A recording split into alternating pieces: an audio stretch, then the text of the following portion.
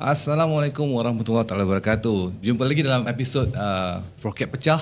Dan untuk episod yang baru ni, kita ingin sebenarnya recap balik bahawa episod kita yang lepas tu apabila kita menyentuh tentang Superbike kan. Jadi ada sedikit sebanyak feedback yang agak memberangsangkan daripada kita punya orang awam lah, pada penggemar-penggemar dan juga haters. Okay. Tapi memandangkan topik yang lepas iaitu bila kita menyentuh tentang Superbike, jadi kita dapat banyak feedback. Jadi kita bercadang untuk mempanjangkan topik tersebut. Dan atas sebab tu hari ini kita mempunyai satu tetamu yang istimewa. Yes. Jadi hari ini kita ada bersama dengan Cik Ahmad Khan. Jadi mungkin Cik Ahmad Khan Cik Ahmad kan, boleh kata orang tu memperkenalkan diri dan daripada mana. Assalamualaikum warahmatullahi wabarakatuh. Saya Ahmad Khan, pemilik bengkel 66 Speedbike yang terletak di Bandar Baru Sungai Buloh. Bandar Baru Sungai Buloh. Sebenarnya nak cerita experience ni, saya experience sikit je. Itulah orang merendah diri tu. Susah nak dapat humble. Ini macam salah orang nak panggil. Kalau nak cerita bab Superbike ni, saya bukan orang dia. Tapi kita share lah ilmu-ilmu yang ada, insyaAllah. Santai-santai kan. Share knowledge. Memang biasalah bila kita sentuh bab Superbike ni, dia ada satu persepsi yang orang cakap, ya betul, tak disentuh ini macam ni, jangan sebut. Tapi tak apa, kita hari ni kita open apa yang saya experience saya bersama dengan Superbike ni. InsyaAllah saya akan ceritakan. Saya pun tak ada banyak experience, saya lebih kepada maintenance motosikal sebenarnya. Kalau cerita motosikal nak maintenance, okay, boleh inilah orang dia. Nanti tambah lagi. Tapi insyaAllah boleh, kita cubalah kan, share knowledge insyaAllah. Kira nak hantar motor nak bagi laju 96 boleh Setakat 300 km sap-sap je. Okey, mungkin Wan ada apa benda nak tanyakan kepada Cik Ahmad kita? Okey, tentang biasalah yang tajuk itu hangat tu, tentang Superbike dia main very fast kat highway kan. So macam mana? Dan kau cerita sikit tak tentang perihal tu? I saw the video. Sebenarnya bila kita tengok video tu, bila kita termkan fast, fast ni apa? Kelajuan ni apa sebenarnya? Apa yang laju sebenarnya? Kalau kita tanya orang yang jalan kaki, dia akan cakap budak basikal ni lebih laju. Dia jalan kaki je, budak basikal ni kayuh, dia lagi laju. Tapi bila kita cerita budak basikal, budak bawa AF5 lagi laju daripada dia. Budak AF5, Y suku. Makin lama makin naik. Sama juga. Bila kita cerita budak Superbike ni laju, istilah laju tu kita cakap apakah kelajuan dia yang boleh atau realistik dia boleh bawa di karak sebenarnya. Sebab bila kita tengok ada yang menyatakan dia bawa sampai 280 km sejam. Sebenarnya nonsen kelajuan ni. Dengan keadaan sekarang di Karak, kalau kita tengok hari Minggu di Karak, hari Sabtu dan Ahad penuh dengan kereta, dengan basnya, dengan trailernya, saya rasa sangat tak logik untuk bawa satu kelajuan yang sangat, bagi saya hyper speed sebenarnya. 280 km ni hyper speed sebenarnya. No way kita boleh bawa. Nak capai 200 km pun sangat sukar. Sekarang ni sukar sangat. Kalau you bawa dekat Karak, jalan kosong, logik boleh. Tapi dengan keadaan sekarang, jalan yang penuh dengan kenderaan Karak kereta, tak pernah kosong tak pernah kosong, babe. Hari Minggu orang balik Terengganu, Kelantan, Pahang, no way jalan tu akan kosong. Balik hari Ahad pula penuh, jam melekat. Kalau budak-budak kereta, dia nampak budak motosikal, motor Superbike jalan sebelah dia, wih laju budak ni. Padahal member tu silap-silap bawa 120 je. Betul. Betul. Tapi persepsi macam tu saya cakap, bila kita tengok orang ni, kita cerita pasal kelajuan ni, persepsi kita, sebab apa kita tak bergerak, orang tu bergerak, dia laju. Cuba kita tanya dengan orang yang bawa kereta 140, 150, dia tak ngaku budak Superbike bawa 200 kat sebelah dia. Laju budak Superbike ni. Padahal kalau kita tanya balik, kau bawa 145 laju tau. Betul. Betul tak? Sebab tu bagi saya kelajuan tu bergantung pada situasi. Kalau dia melekat tak berjalan, orang bawa 20-30 celah antara kereta pun dia kasi laju, bahaya ni. Tapi dalam konteks penilaian orang kan pasal tentang laju tak laju ni, saya rasa kebanyakannya akan datang daripada komen-komen yang driver kereta lah kan, selalunya. Dan kebetulan pula kita punya rider pula suka mencelah kiri kanan kiri. Jadi daripada situ mungkin nampaknya laju. Betul. Apa yang abang cakap ni betul. Saya pun bila kita jadi pemandu kereta, apa yang kita sama nampak? juga. Wih, laju shoot geng-geng SBK ni. Betul lah. Tak payah cerita SBK, budak Y suku laju betul, padahal dia pun bawa 80-90 je. Betul? Sebab apa? Kita ni duduk dalam satu keadaan yang secure. Ya. Bila kita nampak dia bawa, kita rasa bahaya, laju. Padahal dia kan ni bawa, bagi saya normal je, kelajuan tu normal. Mungkin kita nampak dia mencelah dengan ruang yang sempit, macam-macam kan, ruang tu agak sempit. Kita rasa benda ni laju. Tapi sebenarnya is Under their control. It's under control sebenarnya. And no way, kalau saya tengok orang cakap, bila kita cakap budak rempit ni untuk kapcai, budak superbike kita tak pakai istilah rempit pula. No. Sama budak juga. kereta pun ada rempit. Rempit juga. Dia sebenarnya rempit ni adalah membawa laju kan. Dia tak semestinya kereta atau motor besar atau motor kecil tak? Betul tak? Tapi kalau macam membawa laju membahayakan orang, yang tu baru buat rempit tak boleh. Dia rempit ni macam ni. Rempit ni dia kena ada klasifikasi tau. Betul juga tu. Kita tak boleh cakap budak motor ride pergi, contoh dari point A pergi point B berkonvoi ramai-ramai, ini mak rempit. Tak boleh. Tak boleh. Ya, betul. Budak kereta daripada point A pergi point B berkonvoi ramai-ramai, rempit siut. Macam mana kita klasifikasikan bila mak rempit ni? Kita klasifikasikan bila dia ride saja rempit. No. Rempit bagi saya yang pertama ialah membahayakan diri. Bawa dengan cara laju, bawa dengan cara memotong dan sebagainya, dan membahayakan orang lain. Kena ada dua ni, dan dia kena ada aksi-aksi yang tak sepatutnya, melanggar undang-undang. Contohnya Superman ke, aksi potong memotong ke, aksi pacak ke kan. Aksi wekang kat tengah jalan bawa 210 wekang pula ke kan. Baru saya rasa mereka masuk dalam kategori Rempit. Kalau setakat mereka bawa dari point A pergi point B kelajuan 110, 200 ke 300 ke 400 ke, tapi dalam keadaan jalan kosong, tak ada bahaya orang lain, kita tak akan boleh, bagi saya tak wajar untuk claim dia mak rempit. Alhamdulillah. Dia satu lagi saya nak tanyakan kenaan dengan kecenderungan orang-orang yang rider-rider yang macam ni, tak kira motor besar ke motor kecil kan. Tapi kecenderungannya kalau dia suka bawa gaya macam tu, tapi dia selalunya macam juga dia tak suka pula macam tak nak pakai side mirror ataupun exhaust confirm yang pom-pom-pomnya exhaust besi. Dia macam mana nak cakap bila saya banyak buat video sebenarnya. Saya banyak buat video. Salah satu video yang saya kecam adalah 3 benda bagi saya modifikasi yang paling mengarut dalam geng-geng motosikal. Yang pertama ialah tayar kecil. Okey, tayar sotong. Tayar sotong ke tayar kecil. Bayangkan yang sepatutnya 120 dia pun pakai sampai 60 kan. Yang kecil betul kan, macam basikal. Ini bagi saya nonsense. Okay, itu atas orang yang pakai tu mungkin atas alasan dia nak pick up dia pun nak alasan dia pick up lah kan. Padahal tak laju pun. Kan? Dapat mungkin tambah 10 km sejam je. Padahal daripada segi safety factor tu memang out lah kan. Agak-agak 10% dapat tak kelajuan kalau pakai tayar kecil tu? 10% pun tak dapat. Kalau kita cerita motor standard, awak pakai tayar kecil, datang rider besar macam saya, tak laju motor. Super kat cerita dia. Sama je. Okey. Lepas tu yang kedua, modifikasi yang paling banyak dilakukan oleh budak motosikal ialah buang brek. Ni kapcai lah, kalau kita kapcai, buang brek belakang. Buang brek belakang.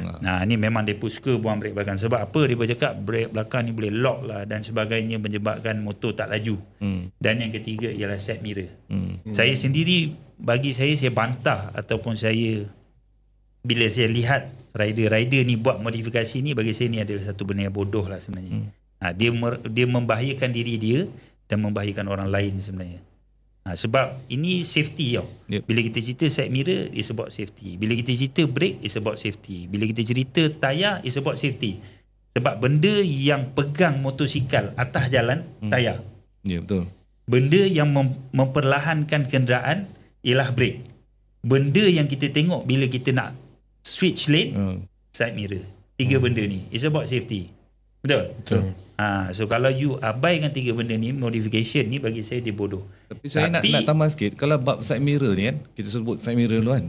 Kalau side mirror standard tu orang komplain lah, telinga capang apa, macam piring Astro lah, besar apa semua kan. Tak insya lah, langgar side mirror lori apa kan. Kalau nak cilok tak lepas. Tak kira ni sekarang ni, benda ni, komen ni adalah daripada saya dapati pada semua jenis motor. Kapcai pun komplain, skuter pun komplain. So mungkin ada yang terus buang. Especially sport biker dia akan buang lah, tak racing kan kata dia. Ada tu. Tak dinafikan ramai buat benda ramai ni. buat lah. Ramai Tapi buat. ada pula yang menggunakan side mirror yang aftermarket. Tapi yang ngeri tu yang jenis yang tak berapa sesuai. Yang masa side mirror tu macam nampak lubang hidung punya kecil gitu kan. Lepas tu yang ada bentuk macam kepak tu. So apa komen Cik Ahmad lah pasal penggunaan yang side mirror yang macam yang jenis macam ni lah. Bukanlah kata tak menepati spek, tapi yang teruk sangat lah spek dia cakap tu. Dia sebenarnya macam ni bang. Bila kita cerita side mirror, saya tak maksudkan pakai side mirror kecil tu kira side mirror. Okay. Bila saya cerita side mirror, kalau pernah tengok motor yang saya bawa, side mirror saya capang bang. BMW saya, saya mirror besar. Yang standard lah. Saya extend saya mirror besar. Memang saya pakai side mirror original motor. Saya tak akan ubah jadi yang cenonek yang bulat kan. Dia suka bubur kat tepi. Kata cembung kan. Keluar daripada dia punya dia punya handle dekat tepi side mirror. Oh ni side mirror. Yang back end tu. Apa yang kau nampak dekat back end kan? Apa yang kau nampak kan? Kau tengah bawa 120, 130, kau tengok situ pun apa benda ni? Mana side mirror? Cari side mirror tak jumpa. Macam mana kau nak tengok belakang ada apa? Betul. So side mirror bagi saya, modifikasi side mirror, kita talking about original side mirror. Standard kan. Standard. Ramai buang sebab macam abang cakap lah, mereka rasa tak handsome dan sebagainya. Itu pilihan individu. Yalah. Tetapi benda tu bagi saya satu modifikasi yang bagi saya sangat-sangat tak sepatutnya dilakukan. Bila kita cerita modifikasi ni, benda yang original dia buang lah. Tapi macam abang ada masukkan pasal exhaust bising kan. Saya pula lain. Exhaust bising bagi saya ni dia bukan satu modifikasi yang boleh membahayakan. Dia bukan satu modifikasi yang bagi saya kalau kita tukar exhaust bising, oh ni bahaya ni. Tak ada.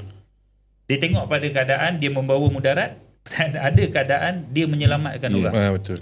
Sebab kita tengok exhaust bising, kata-kata sekarang contohlah kan. Kita bagi contoh motor kapcai pakai exhaust bising kan. Jalan dekat KL. Orang penat balik pukul 5, pukul 6, penat balik kerja. Dengan ada yang pegang handphone dan sebagainya. Mereka ni bukan 100% fokus pada jalan raya kan. Tak peka.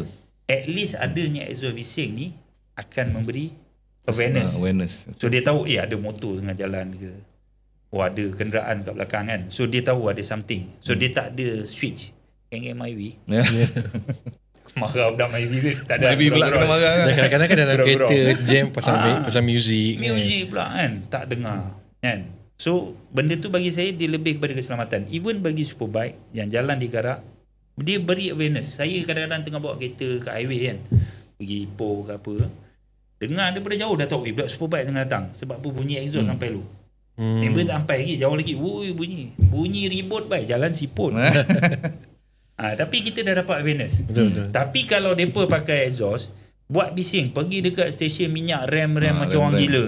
Dekat taman dia punya kawasan taman perumahan dan sebagainya, rem motor tu, tu dah bawa mudarat. Betul. Tu namanya bodoh Tapi kan bila tengok dekat TikTok kan, especially yang mana superbikers yang orang yang memiliki superbike ni, orang yang terpelajar, harap insya-Allah kan. Insya-Allah. Tapi banyaknya memang yang bagus tau. Kadang ada yang tolak motor jauh baru start daripada rumah kan. Saya dulu mula-mula tukar pakai IC Project. Lagi Start bangun. Saya panggil IC Project tu apa, pot susu dia kecil, pendek pula kan. Buka pasang pagi-pagi, anak saya pun bangun, jiran bangun cakap, ni bahaya ni. Tolak dulu. Tukar Krapovic. Panjang sikit. Senyap sikit kan. Tapi itu pun tolak sampai turun bukit baru start motor baru lari. Sebab kita tak nak ganggu orang lain kan. Betul. Sama juga balik malam-malam sampai depan rumah, turun bukit tu saya tutup enjin. Menggelongsor sampai depan rumah. Bagi saya dia ada wording yang cakap loud pipe save life kan. Tapi ada daripada bagi saya tu pada segi penggunaan lah. Of course. Kalau macam Cik Mat cakap tadi, kalau duk rem tengah dalam perumahan, memang saja cari pasal kena balikkan pampers lah kan. Of course. Tapi kalau yang masalah dia sekarang ni daripada segi undang-undang lah kan. Yang itu macam mana kita sebenarnya pergi balik pusing balik pun memang salah salah tertukar. Pasal bila kita tengok pada segi undang-undang ni, dia ukur atas desibel. Betul. Kan? Jadi bila tak desibel, kalau ada roadblock under JAS tu memang siap lah kan. Memang kena punya lah. Dia asal bukan standard memang kena. Tapi patut tak benda ni kita boleh macam request pada kerajaan atau pada pihak berkuasa sama ada skill kata orang tu apa, toleransi antara standard dengan yang ini. Saya zaman exhaust, tak silap saya zaman sebelum PKP, That time memang dia orang sita tau. Dia sita, okay ingat lah, tak yang operasi besar-besaran tu dia bersita exhaust kan. I did make some comment sebenarnya. Saya pernah up status kat, of course, di Facebook dan sebagainya, yang mana saya menyatakan bahawa pihak kerajaan ni they have to look. Bila dia cakap bising tu, istilah bising tu apa Bin? Jangan claim semua macam, of course, kalau you cerita Superbike, SC Project bising, AR bising, Austin Racing kan, Austin Racing kalau dia punya exhaust memang bising gila. Tapi kalau kita pakai Krapovic and then Yoshimura, this is all bass bike. Dia apa means bass sound kan. So dia tak bising sangat sebenarnya. So again, kalau dia cerita pasal bising, kadang-kadang kita tengok dia orang yang buat operasi ni tak ada pun decibel tester. Dia orang tak ada pun pegang decibel tester, asal tengok exhaust modified. So tak fair jugalah kan. Even kalau Kapcai, saya tengok macam contoh back pressure, true pressure, dia tak keluarkan bunyi yang sangat bising sebenarnya. Bunyi dia is not really loud. Kalau kecuali dia pakai senapang ke, Rezek pakai senapang kan. Panjang. Berapa ringgit babe. Tapi saya pernah ada pengalaman, kebetulan dekat Tol Jalan Duta tu, masa tu saya bawa motor FZ lah, FZ 150 Yamaha tu. Tapi masa tu memang kebetulan motor tu pantang pun belum lepas lagi, bawah 1000 lah. So memang motor baru lah, semua standard lagi. Kebetulan ada roadblock yang disertai oleh Jabatan Alam Sekitar, dia bawa lah benda decibel tu. Dia nak mati-mati kat berkeras nak check juga kan. Dia cakap apa, check lah. Tapi dalam pada tu pun dia dah rem apa sekuat-kuatnya dia rem tu, dia sebenarnya yang exhaust standard tu macam bawah sikit je lagi sebelum lepas pada tu. Jadi bayangkan kalau kita pakai aftermarket kan. Jadi sekarang masalahnya yang adakah hard itu dia gunakan yang kayu pengukur tahun 1950-an punya dulu ke? Sebab tu kadang-kadang kita kena tahu diorang ni bila buat roadblock ni, diorang memang nak bagi saman ataupun diorang nak tolong perbaiki. Simple. Sebab sebagai budak motor kan, kita bawa motor, bila kita masuk roadblock, walaupun saya standard saya sanggup lari standard. Memang kena. Guess what? Ada je benda yang dia nak cari. Betul. Kita bukan salahkan dia kan, betul. Itu tugas dia kan, betul. Tapi ada certain keadaan ni, kadang-kadang motor contoh macam abang kan, dia akan rem sampai dia rem macam siapa nak rem apakah tu? Dia punya peraturan sepatutnya cara nak ukur berapa ribu RPM ke, lah, kan? Bunyi ni keluar berapa decibel at what RPM ke. Sebab bunyi ni bila kita bawa motor bukan sentiasa kita at high RPM. Betul. So that sound as well not gonna contain 85 decibel at 1 minute in one area. Dia akan bergerak ni. Dia bergerak ya, dia linear. So dia bergerak. So all these thing sebenarnya dia mainkan peranan, tapi we are not talking about that lah, sebab itu kerja pihak berkuasa kan. Kau dia ada kuota, dia mesti dapat 10 zaman. Tapi macam kita minta lah daripada pihak berkuasa ni at least ada rasa timbang rasa lah sikit. Certain bike ni with certain exhaust ni bagi saya tolonglah pertimbangkan supaya boleh pakai. Contoh macam true pressure, back pressure motor Kapcai ni kan, dia tak keluar bising sangat pun, kecuali dia pakai OPBR yang exhaust besar tu, bingit tu memang kau sita dengan motor-motor tak heran. Betul. Gaya macam motor nak main drag, bawa pergi balik kerja agak-agak lah babe. Tapi kalau motor yang true pressure dan sebagainya, I think they should consider with the different peraturan lah. Sebab loud exhaust does save life. Yes, betul, setuju. Kita kena fikir benda tu juga. Tapi saya terlanjur kan, Cik Ahmad ada kat sini kan, sebab as a pemilik bengkel ataupun workshop, kita mungkin saya boleh tambah sikit soalan-soalan yang mungkin berkaitan. Sepatutnya cerita pasal geng-geng Superbike nak bantai ni, kita dah cerita. Itulah saya nak masuk tak sempat. Aku dah ready dah ni sebenarnya nak bantai. Tapi yang ini pun ada berkenaan dengan ni juga. Macam tak semua orang macam dia ada rezeki nak beli Superbike kan. Alhamdulillah ada dapat rezeki, dah boleh beli Superbike ataupun daripada kembali masuk balik ni, keluarga orang kaya ke apa kan. Tapi tak semua orang pandai daripada segi penjagaan motosikal.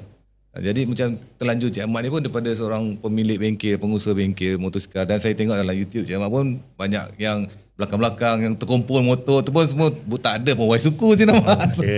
Semua motor besar kan. Ada je. Adalah tak masuk dalam frame. Okey, tapi saya nak tanya juga yang bab pada segi maintenance kan. Kalau macam satu owner dia baru beli motor katalah 600cc, 700 ataupun 1000cc kan, tak kira lah kan. Dia nak tukar aftermarket exhaust lah. Yang dia jumpa ke kawan-kawan racun ke apa kan. Lepas tu aftermarket pun sekarang ni pula, kalau dulu kita pergi kat kedai motor beli, sama ada Akrapovic ke Yoshimura ke apa kan. Tapi sekarang ni banyak pula yang kat Shopee tu kan. Ramai. Kenal pot. Okey. Kalau motor hamput. Kalau gunakan sistem exhaust ni, sama ada slip on ke ataupun full system ke, perlu tak nak buat dyno? Kena buat dyno dulu. Okey. First kali saya nak betulkan dulu. Bukan buat dyno. Kena naik atas dyno. Dia kena buat tuning. Buat tuning. Dyno ni mesin je. Mesin ni lah. Buat dyno kita tak mampu. Harga 200,000 kalau yang brand apa? Dyno Race Dyno Lab ke apa. 200,000 betul. Yang warna merah tu kan. Dyno Jet. Dyno Jet. Yes, Dyno Jet. 200,000. Tak mampu kita buat dyno. So apa yang kita perlu buat ialah penalaan semula. Dalam bahasa Inggerisnya ialah tuning. Sebab apa? Bila kita cerita pasal motosikal, sistem motosikal ni is a complete and a closed system. Dia enclosed system sebenarnya. Dia start daripada masuk ke dalam kotak angin, pergi through kita punya carburetor ataupun kita punya throttle body, pergi kepada kita punya combustion chamber ataupun silinder kita, silinder block, dan seterusnya dia keluar melalui exhaust. Tapi dalam banyak-banyak kita punya barang ni, exhaust adalah main component yang akan menghalang atau mengganggu kita punya sistem penalaan ni. Sebab apa? Exhaust standard dia akan datang dengan catalytic converter yang dia tahan angin, back pressure dan sebagainya. Bila kita beli exhaust aftermarket, kebanyakan mereka ni adalah true pressure, free flow. So maknanya free flow. Kita start je, angin tu terus keluar kat belakang. Dia tak ada through dia punya funnel dan sebagainya ataupun restricted area tu untuk tahan angin tu. Back pressure lah. Back pressure ni akan hilang. So kita kena set balik. And that will cause a lot of trouble kalau kita tak buat penalaan semula ataupun tuning. Memang akan kena. Wajib buat. Antara banyak benda yang terjadi ialah waf putus, waf hancur dan sebagainya, waf makan disebabkan waf tu dia floating. Sebab bila dah tak ada back pressure pada enjin kita, waf ni tends to go for floating. Bila waf kita floating, memang dia akan rosak lah enjin kita. Itu yang last kali cost beribu, puluh ribu kalau superbike ni kan. Selalu orang akan cakap kalau exhaust ni dia akan makan valve. Betul lah dia? Betul lah dia. Sebab tu kita kena buat tuning semula.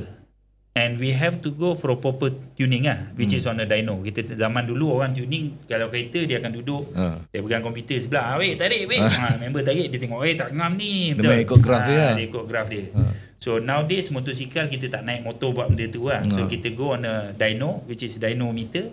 Kita pergi atas mesin tu dan kita buat penalaan semula, which is tuning lah. Dekat 60 ada apa? Kita ada mesin dyno dan kita buat tuning untuk certain bike lah. Tak semua bike, but we do on certain bike.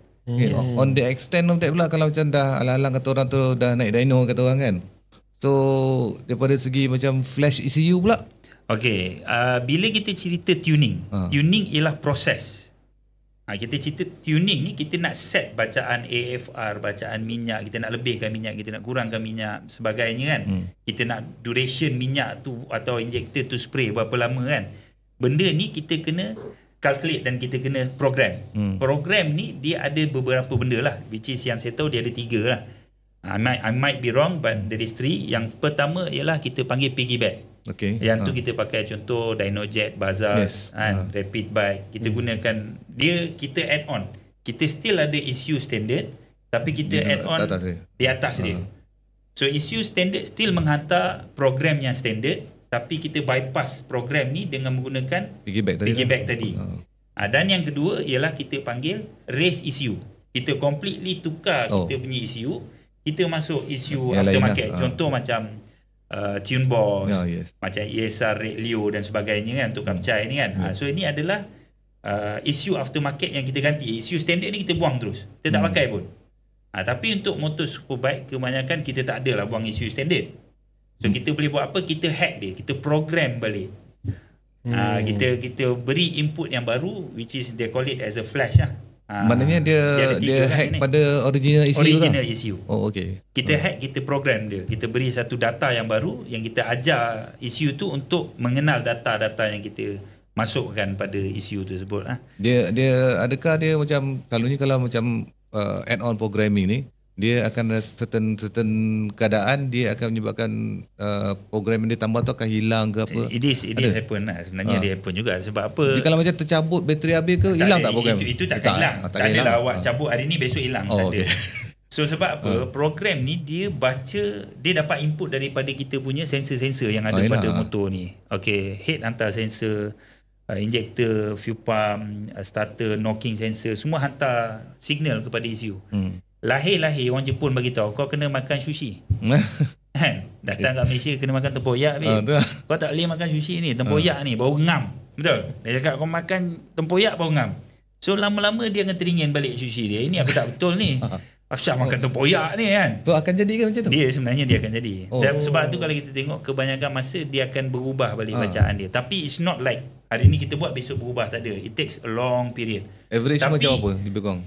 Bertahun juga sebenarnya. 10 tahun ada? 10 tahun ada? Tak adalah, dalam 4-5 tahun macam tu. Ya. Maknanya dah lebih kurang dalam average dalam 5 tahun sekali kena refresh balik lah? Dia bukan refresh. Kita kena retune balik. Sebab apa? Kena faham. Even kita make combustion, start akan ada carbon ni, yes. Even injector kita akan ada flocking, which is flooded lah kan. Kita punya fuel pump akan deteriorate, dia takkan lagi power macam dulu. Pakai 5 tahun wear and tear lah. So benda-benda ni pun akan effect bacaan-bacaan yang tadi tu. So issue ni dia akan fikir balik norm punya bacaan yang sepatutnya. Benda ni akan berlaku. Tapi bukanlah hari ni kita flash, besok dia bacaan. Sebab nak flash ECU tu taklah murah sangat pun kan. Harga dia mahal. Sangat mahal. Dan macam saya cakap, bacaan ni dia akan berubah. Even kalau kita pakai race issue pun bacaan ni berubah. Cuma race issue dia lebih intelligent issue lah.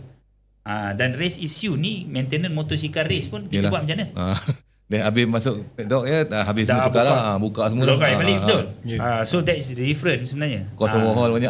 Betul. So kalau macam standard issue ni kita akan pakai jalan, motor pakai jalan. So banyak benda yang akan effect dia. Valve tu, keadaan valve dia, keadaan spark plug dia, keadaan filter dia dan sebagainya. Of course bacaan dia akan berubah, dan of course issue ni akan cuba betulkan balik bacaan yang kita. So selepas kita buat sebarang refresh tu kan, performance pada motor kita tu macam mana? Ada increase 10%? 50%? It is increase. Ada lebih kurang dalam 10%? Dia tak adalah 10%. 10% big number, babe. Oh ya. Kata orang tukar exhaust ada 10% lah. Tak ada. Tukar exhaust dia macam ni. Every RM2,000 is 1 horsepower. Oh, okay. Simple je. Itu law dia. Calculation. Tanya budak kereta pun dia akan cakap RM2,000 1 horsepower. Tak percaya tanya. Okay. Betul tak betul? Ilmu yang baru ni hari ni. Tanya budak-budak kereta pun. Betul lah Mak cakap RM2,000 1 horsepower. Dia akan cakap betul. Sebab itu tak tengok contoh macam kereta GTR. Normal 300 400 horsepower kan. Nak dapat 500 horsepower berapa ribu dia orang spend? Ratus ribu. Saya nak cakap belah-belah ratus Ratus ribu babe. Macam belah-belah sikit bang. Itu baru stage 1.5 betul. Nak dapatkan kepada horsepower tu is RM2,000 1 horsepower. Simple calculation. Okay, kita dah sentuh pasal exhaust, kita sentuh pasal reflashing. Yang ini satu lagi yang saya seronok nak tanya ni ialah minyak hitam. Okay, seperti biasa banyak sifu-sifu di luar sana. Kalau cerita pasal minyak hitam tak boleh sentuh. Dia macam satu perkataan. Tapi kita tak cerita pasal brand lah.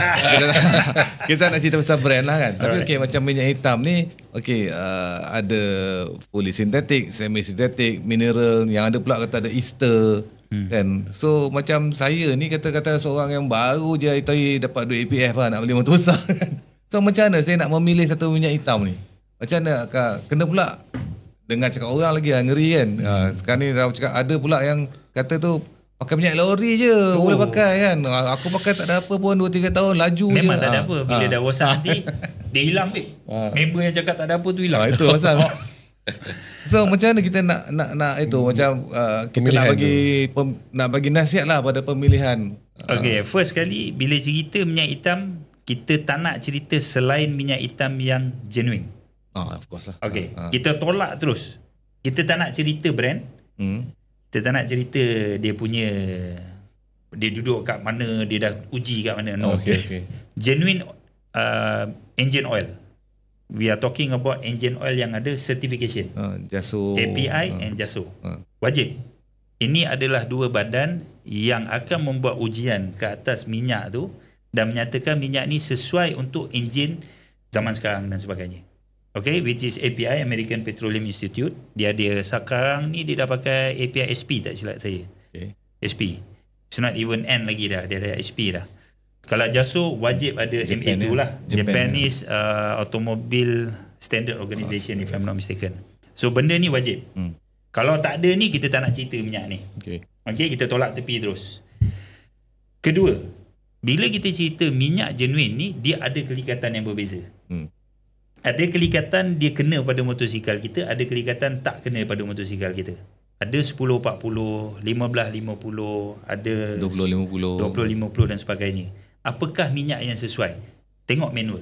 Tak payah pening kepala. Buka manual buku kita, dia akan beritahu apakah minyak yang sesuai. 10-40 ke, 10-50 ke, 20-50 ke. Tapi ada orang cakap pula kan manual yang dapat tu, motor tu Jepun punya, kita pakai kat Malaysia panas, nak pakai 10-50. Kita boleh upgrade one grade up. Okay. Contoh, kalau dia recommend pakai 10-30, kita pakai 10-40 boleh. 10-40 kita pakai 10-50 boleh. 10-50 jarang orang nak pakai 10-60 sebab berat sangat 10-60 ni. Susah nak jumpa orang kat kedai. Tapi kita kena faham nombor mana yang nak ikut ni sekarang ni. Kita ada 10 W50, 10 W40. Ada yang 15. Contoh 10 W50, 15 W50. Mana satu yang kita nak pakai sebenarnya? Simple je babe. Kalau kat rumah kita tak turun salji, tengok nombor belakang. Apa yang pening kepala? Kau duduk kau diam. Bang, saya nak kena pakai 15-50 ke bang? Tak payah pening kepala. Tak turun salji kan? Lain lah kalau dia duduk genting tiba-tiba. Bang Mat turun salji lah Bang Mat semalam. Saya kena pakai yang depan ni. Sebab 10 W tu bukan weight babe. Dia adalah winter. Winter punya number so winter ni lagi kecil nombor dia, sebenarnya minyak tu lagi susah dia nak membeku. Sebab tu 0W50 sangat mahal. Itulah. Sebab dia sangat susah untuk dia menjadi pepejam. Minyak tu kelikatan. Yang kita nak tengok nombor belakang 40, 30, 40, 50, 60. Ini nombor belakang kita nak tengok ni sebenarnya. Sebab nombor ni adalah nombor minyak tu yang diuji kelikatan dia, viscosity dia pada 100 darjah Celsius. Which is normal. Kita bawa motor, engine temperature kita kan 80 sampai 100 kan. Sampai 100 kipas jalan. Betul. Kembali balik 90. Kalau duduk KL duduk 90 je. Tak ada turun 70 kan. Duduk 90 je kan. Asal kipas jalan je ni kan. Bila kita bawa highway mungkin dapat 80 lebih. Turun sikit. Tapi that's dia punya operating temperature. Kita kena guna nombor yang belakang tu. Which is 50 ke 40 ke 30. Daripada segi pemilihan minyak tu yang ada tulis ester lah pula, semi static, fully ester static. ni ester ialah dia macam ni. Macam mana nak cakap itu kira aditif kan? Dia aditif. Dia adalah aditif. Bila kita cerita ester, dia ada lagi friction modifier. Dia ada lagi macam-macam lah sebenarnya. Banyak benda sebenarnya. Kadang benda yang sama ni. Nama lain kan. Lepas tu ada pau pula. Sekarang ni ada pau. Alamak. Jangan ingat pemilihan UMNO Pau kacang ke pau apa ni? Pau. Dia ada pau. PAO. Okay, ingat PAU. Memang benda-benda ni sebenarnya adalah istilah which is additive. Lebih banyak additive, of course lebih baik lah. Contoh, satu makcik jual. Saya suka bandingkan tau, bila orang yang suka pakai minyak trailer kan. Minyak lori ni. Minyak lori. Mamat, trailer pun wet clutch. Dia cakap dengan saya, cakap okey. Saya tanyalah berapa ringgit. 1 liter baru RM20 je. Okey lah tu, okey lah. Minyak lori ni is just to make sure there is lubricant saja sebenarnya. Dia tak heran pun. Dia letak pun bukan 1 liter, 2 liter. Dia letak 8 liter, babe. Banyak. 6 liter, 4 liter, 8 liter. Kan? Dia letak minyak tu. Kau pakai kat enjin 1 liter. First. Enjin kau expose pada higher temperature. Enjin kau sendiri ada clutch yang hasilkan debris yang terlalu banyak. Friction yang terlalu banyak. Kau punya enjin juga, gearbox dia ada shearing ratio yang sangat tinggi. Berbanding dengan, kau bayangkan lori, berapa sangat RPM dia? Kita talking about 5,000 maximum. Tak pernah bawa lori ke? 5,000 maximum bang. Kereta lah. Contoh kereta lah. Kita bagi kereta lah. Ada yang suka pakai minyak kereta, betul? Berapa kereta Myvi punya RPM? 4,000, 3,000, 4,000. Kita bawa 2,000, 3,000 je. Kena tekan kan. Motor 2,000, 3,000 tu idle babe. Itulah. Kita bawa standard kelajuan 120, 130, RPM dekat 7,000, 8,000. Yes. So dia punya rotation lebih tinggi, dia punya friction lebih tinggi, temperature lebih tinggi. High speed pergi sampai 13,000, 14,000. Ada geng-geng buang cut off pula PCO. Play cut off, buang cut off, pergi. Lagi tinggi RPM dia. ZS6 sampai 18,000. R6 16,000. Bayangkan all this higher rotation per minute ni create a lot of wear and tear, a lot of friction, even shearing in engine oil. Kalau kita pakai minyak enjin yang tak ada kualiti, macam manusia lah, kita makan kari pak kosong, beli makcik Kia jual 50 sen. Satu. Apa inti dia? Angin. Inti angin. Hari ni pakai, makan okey. Besok makan. Weh, lemau badan. Lusa makan lagi. Weh, sakit bang. Seminggu makan masuk hospital babe. Masuk darah. Kurus lah ni. Masuk darah bang. Cuba hari ni kita makan Starbucks. Jangan sebut Starbucks sebut. Kita makan Starbucks yang apa, karipap RM5 tu kan. Mahal karipap juga. Tapi ada inti ayamnya, sayurnya, apa semua. Apa jadi? Makan setahun pun boleh. Betul tak? Macam tu juga minyak enjin. Bila kita pakai yang tak ada aditif ni, dia akan merosakkan enjin. Of course. Tapi kalau macam cepat dengan lambat je. Daripada segi pemilihan minyak tu, perlu tak disesuaikan dengan jenis enjin, daripada macam yang single cylinder, twin cylinder, lepas tu inline 4 ke triple ke? Ikut manual bang. Sebab manual ni bila dia cipta enjin ni, dia dah tahu minyak apa yang sesuai, jenis minyak macam mana yang sesuai, APN apa yang sesuai, grade apa yang sesuai. Ikut manual je, tak payah pening kepala. Manual tu memang secara saya kerja komen je bang. Yalah, secara lumrahnya kan. Siapa yang macam manual pun? Berapa persen macam manual lah. Saya suka bila orang tanya dengan saya kan, saya suka cakap, kita orang ni repair je bang. Saya repair je. Awak rosak, saya rasa ini rosak, repair ni. Tapi benda tu yang cipta tu, dia cipta enjin tu, satu hari kerja, siang, pagi, malam, buta, tidur apa semua, dia fikir pasal enjin tu. Saya repair apa rosak berlaku. So tak mungkin saya lebih pandai daripada dia. Sebaiknya saya ikut cakap dia. Betul. Kalau dia cakap pakai minyak tu. Sebab tu dulu bila saya dapat motor, perkara pertama saya tengok manual. Macam mana cara jaga dia. Even sekarang bila saya buat video menerangkan tentang motosikal Kapcai pun ada WAF clearance. Orang terkejut, mana ada WAF clearance? Padahal kat manual tulis perkataan WAF clearance. Okay. Perkataan tu ada orang debat dengan saya. Cakap, mana ada WAF clearance untuk motor Kapcai? Saya tunjuk. Ni dia tulis WAF clearance. Perkataan tu terang-terang. Yelah bang, ada WAF clearance. Malas membaca sebab kita malas nak membaca manual. Apa ni, okay. Kalau pada segi kita dah tahu macam minyak hitam apa benda-benda macam ni kan. Dan nak minta macam satu skip juga macam penjelasan lah. Macam abang ni dah biasa kata orang biasa buka enjin lah cerita. Macam-macam enjin Jepun, enjin Jerman dah buka kan.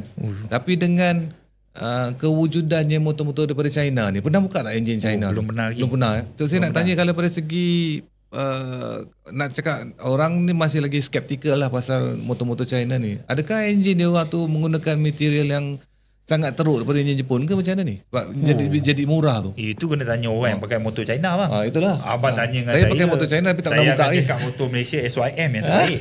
SYM pun motor China. Oh ya. Okay, then Modena Chris lah. Dia macam ni bang.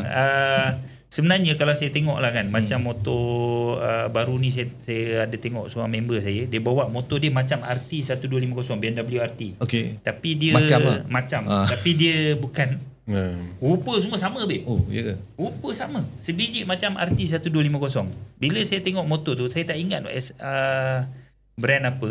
Tak apalah. Tapi dia punya sistem LCD dia punya sistem braking dia, not bad kan? Not bad. Canggih gila. Sangat canggih. Even ada skuter yang keluar baru ni saya tengok, gempak babe. Serius 400cc lebih, tapi dia punya TFT screen dia semua memang updated lah. Boleh katakan motor-motor Jepun ni pun outdated. Yalah, juga. Macam motor China sekarang ni yang saya pun perhatikan selaku seorang media pemotoran kan, memang kalau motor China daripada segi elektronik dia tu macam agak canggih lah, meter. Atau dia ada macam-macam jajanan kata orang kan. Tapi cuma kita masih lagi belum dapat tu lah. Saya jujur, ialah kebanyakan orang bila motor China ni rosak dia perjual je. Betul. Dia pakai buang orang cakap kan. Dia tak ada istilah repair sebab beli pun satu murah. Satu murah. Bila dia nak jual pun value tak ada. So biasanya dia orang Dia macam tukar kata orang lain pakai pampers lah, pakai buang kan. pakai buang. Tapi sekarang ni motor China tak murah dah sekarang ni. Dah boleh tahan juga. Murah sikit lah pada motor Jepun, tapi still kata orang tu Yang tu berbaloi kalau lah. abang tanya saya susah nak jawab sebab bukan bidang saya. Dah pernah lalui belum ya? Belum. Okay. Even Kiwi pun jarang datang kat kita. Even ada yang baru ni apa, brand apa China jugalah. Sebab saya, yelah kita tak punya kebolehan ataupun keupayaan nak buka enjin tu, nak tahu kan apa. Saya akan buka motor kalau saya ada manual. Oh, okay. Kalau saya tak ada manual, saya tak buka motor tu. So nak dapatkan manual dia pun belum pernah lagi. Even motor TRK ke apa Benelli pun, banyak saya tak repair sebab saya tak ada manual dia. Memang tolak motor tu memang nak tahu. tolak memang kita tak repair lah. Dan saya tahu kalau Benelli pun sebenarnya susah juga nak dapat spare part dia. Dia macam Aprilia, susah juga nak dapat spare part dia. Dia tak mudah lah dia. Antara motor-motor yang susah kita nak dapatkan spare part lah. Kita kena tanya tu nanti, kita kena jemput daripada dia kena jemput orang yang jual ni sebenarnya. Contoh wakil-wakil kita dah dapat lah sebenarnya. Okay, macam awak juga sekali lagi lah, macam juga biasa dengan enjin-enjin yang pelbagai lah kan. Dalam banyak yang abang rasa yang paling susah nak jaga ni enjin jenis macam mana? Sama inline 4 susah ke? V-twin susah ke? Atau macam mana? Semua motor susah. Alamak. Jujur. Ni tak sedap. Jujur. Kau bagilah inline 4 ke, V-twin ke, V4 ke, sama je bang. Enjin penjagaan sangat susah. Sebab apa penjagaan sangat susah? Sebab kita ni tak apa orang cakap, nak kuatkan kita punya pembelian tu barang yang original dan sebagainya. Kita sendiri. So bila kalau kita guna motosikal tu, kita beli barang genuine, kita oil filter genuine, minyak yang original, InsyaAllah motor tu kembali kepada orang yang guna tu. Orang guna tu akan dapat faedah dia. Tapi kalau kita sendiri pun suka ikut cakap kawan, beli oil filter RM35, RM20, nak bandingkan original yang harga RM60, RM70. Lepas tu kita bajet oil filter ni bekerja sama macam yang RM70, of course motor tu akan rosak. Tapi kalau kita cerita dari segi aftermarket barang dia, contoh after sales punya maintenance service kan, kita nak cari spare part dia, of course motor-motor brand Continental ni agak susah sikit dapat spare part. Kalau motor Jepun ni senang sedikit. Tapi kalau dari segi penjagaan enjin sama je bang.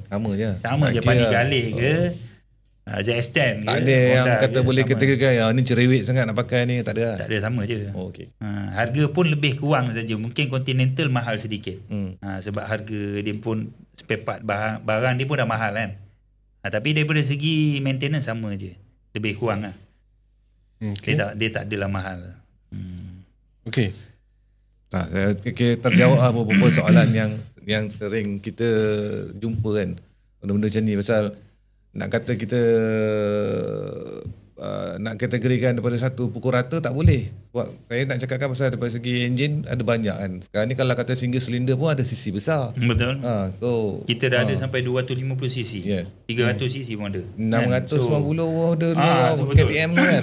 Single cylinder. 690 single cylinder besar. So tu saya nak tanya macam nombor satu, adakah senang, kata orang macam single cylinder senang nak jaga satu piston. Tu ayat dia tu. Sama je bang. Sama je. Cost repair mahal juga lah.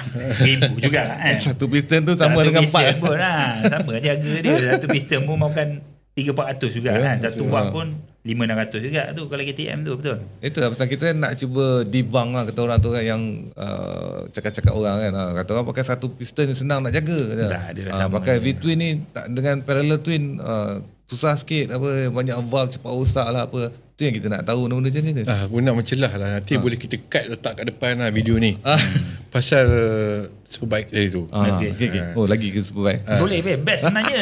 Superbike ni best sebab dia yang tengah hangat.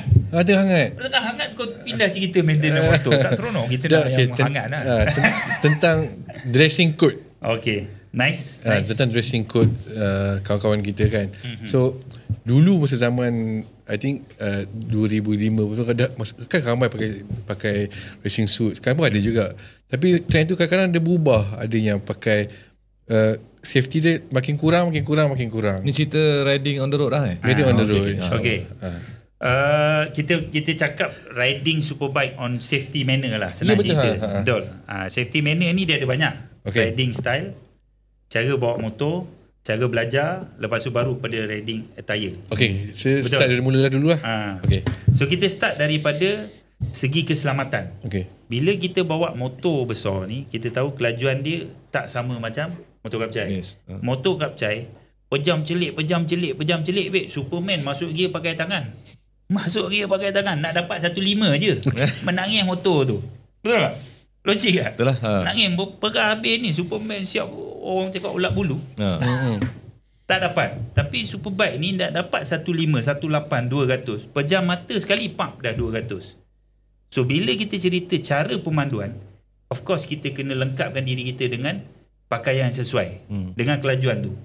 Kalau kita bawa 100, bawa motor EX5, pakai full suit, of course lah, it's still good. Tapi orang nampak pelik kan. Bawa 80 pakai full suit, pelik. Tapi kalau budak Superbike, saya sendiri cakap, bawa 100 lebih 200 dekat karak, kau pakai baju biasa, that is not normal. Sebab kau kena pakai baju full suit, kena pakai helmet. Dan zaman saya bila kita orang main dulu pun dekat highway karat dan sebagainya, saya pakai full suit. Memang saya suka pakai full suit. Safe kan? Dia sebab apa, kalau terjadi sesuatu, dia of course dia akan minimize kita punya kecederaan luaran lah. Kalau dalaman tak boleh buat apa lah kan.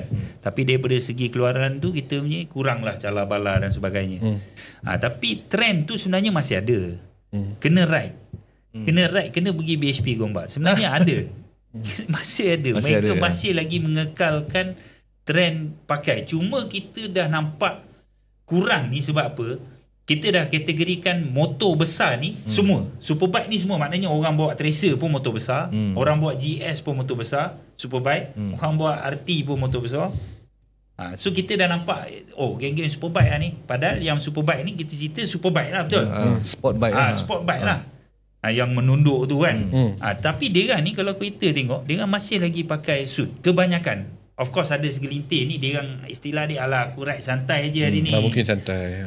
Sebab memang kalau kita tengok pun, bila dia dah pakai baju biasa tu, dia tak adalah push gila-gila motor. Memang dia akan ride santai lah. Cuma bila kita tengok ramai tu, sebab kita cakap sekarang ni kalau kita ramai lah pakai baju biasa lepak-lepak kan. Tapi sebenarnya ramai tu, kebanyakan mereka ni bawa bini kat belakang. Pergi Lemang Tok Ki nak makan rendang kan. Nak makan lemang kan. So mereka ni kalau pakai full suit, terkejut orang. Bawa Tracer, bawa ERC, bawa bini belakang pakai full suit, terkejut orang. Betul. So mereka lebih kepada ride santai. Dan golongan ni sebenarnya bertambah.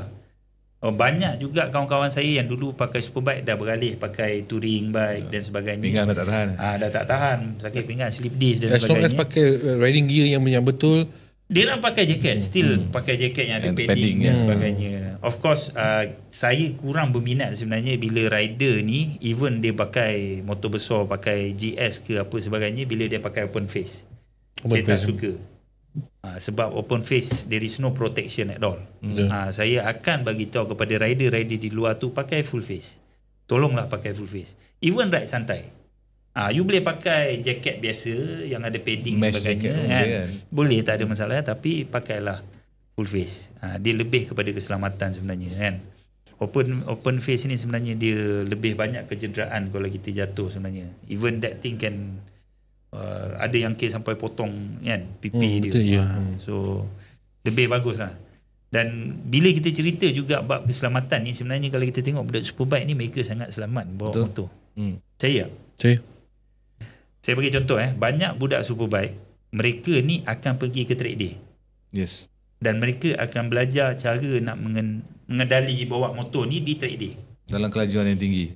Dekat track day ni, of course, you can bawa motor sampai 300 babe. That's logic. Sebab apa, straight line daripada turn 15 pergi turn 1 you can achieve 280. Senang-senang babe. 27, 28 senang ya. You akan belajar cara macam mana nak main badan, turun badan, braking, dekat mana, entry, corner, speed dan sebagainya. Dan bila mereka ni dah belajar cara yang betul, mereka jalan di jalan raya, percaya tak, dia akan jadi takut. Percaya? Jarang sangat saya tengok orang yang pandai bawa motor di dalam track, dia pelaju di luar. Padahal dalam track champion babe. Serius champion. Laju gila, nak kejar pun susah. Bawa dekat luar kau boleh potong.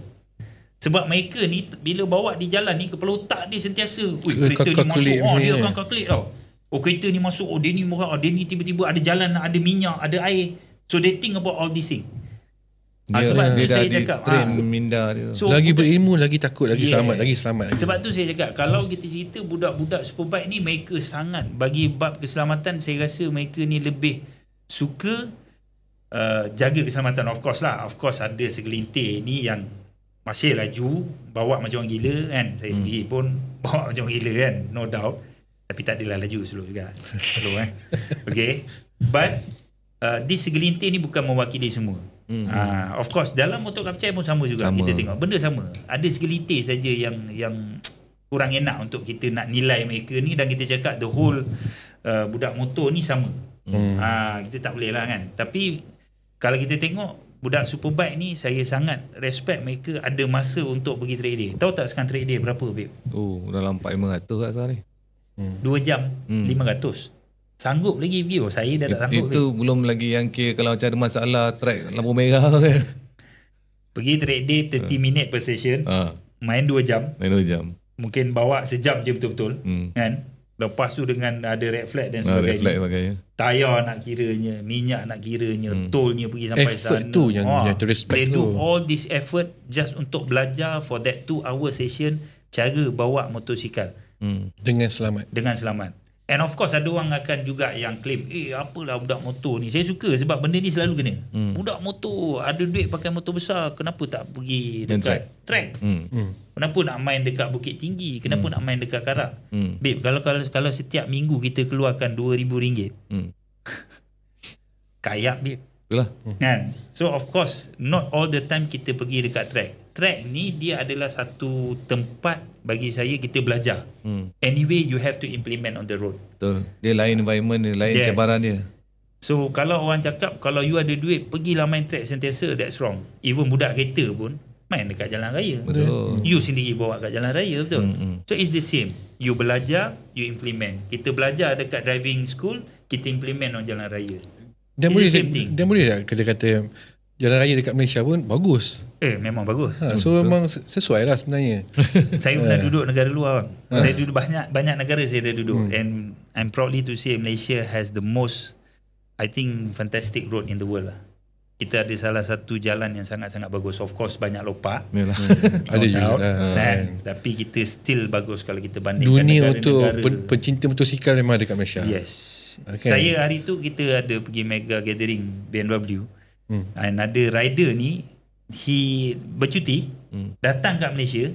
This is true story. Dia datang kat Malaysia, dia ambil flight daripada Australia datang ke Malaysia semata-mata nak naik Bukit Tinggi. Sewa motor kat Malaysia, BMW, untuk naik Bukit Tinggi. And he was really, he said, best gila naik kat Bukit Tinggi ni. Dia cakap sangat seronok, jalan dia best, prestige, all these things. Kan, kebanyakan negara-negara ni jalan dia straight, jauh kan, macam negara Arab ke kan. Ada orang Arab, even he's enjoying our lifestyle, rider punya lifestyle dekat Malaysia ni. Kita can name some of the name lah kan. Memang dia orang suka duduk Malaysia sebab bestnya jalan di Malaysia. Daripada segi best tu, apa yang dia kata best tu? Banyak. Adakah kerana kualiti jalan ataupun keadaan kita? Dia sebenarnya bila kita cerita jalan ni sama je. Sama je. Kalau pergi negara macam Thailand pun best juga sebenarnya bawa situ kan. Tapi dia lebih kepada masa kita bersama dengan friends. Kat Malaysia ni minat yang sama, semua bawa motor pergi satu destinasi, lepak, sembang, kau power, aku power, kau lambat aku itu yang best kan. Itu satu culture lah. Culture yang sangat best sebenarnya. Bila kita sampai kita sembang, aku power babe. Aku tadi cecah siku babe, padahal lutut pun tak sampai. Tapi seronok sembang tu kan. Dia satu benda yang seronok. Sebab tu saya bila ada orang dia kecam budak-budak motor ni kan, label nampak aja budak motor rempit. Wrong. You are wrong. Completely wrong. Sebenarnya wrong. You cannot just tengok orang bawa motor mak rempit. Sebab kita orang ni ada hobi yang berbeza. Betul. Kita ada hobi yang mana kita ni bukan sebenarnya ride tu satu alasan saja untuk ride. Nak bawa motor ni satu alasan saja. Tapi kita lebih kepada nak lepak leman toki bersama kawan-kawan. Percaya tak budak-budak motor ni tak kira kecil ke besar ke, duduk atas meja semua sembang benda yang sama. Betul. Sama. 20-an hingga 60-an kan. Sama. Kita cerita benda sama. Padahal budak tu bawa 15. Cerita mengalahkan budak Superbike bawa. Tapi dia punya that culture kita merge. Kita tak ada bezakan. That's how beauty of motorcycle community kat Malaysia ni sebenarnya. So we have to take that, yang kebaikan tu sebagai satu benda yang kita kena tengok lah kan. Of course kita cerita komuniti motosikal ni besar. Ya, betul. Ada orang yang buat onar kan, tapi we don't bash the whole community lah, tolong lah kan. Jangan kita bash budak superbike macam ni kan, budak kapcai macam ni, budak kapcai mak rempit, budak superbike budak kayangan. Jangan, we are same. Motor kau rosak, percaya tak? Budak kapcai berhenti, budak superbike berhenti. Ya, betul. Sama. Kata motor, kereta rosak pun. Jaranglah. Betul. Budak motor mesti turun. Terbalik kalau orang budak motor tu bukannya kerja bomber pun. Tahu nak padam api. Padahal tak kerja bomber pun. Tapi dia kan sangat-sangat memang ringan tulang lah kalau nak membantu dalam susah. Saya memang respect benda ni. Dan saya rasa ni satu persamaan yang perlu kita tengok lah antara budak-budak motor. Bukan perbezaan tapi persamaan. Bukan perbezaan, lebih kepada persamaan lah bagi saya. Terima kasih banyak. Betul kan?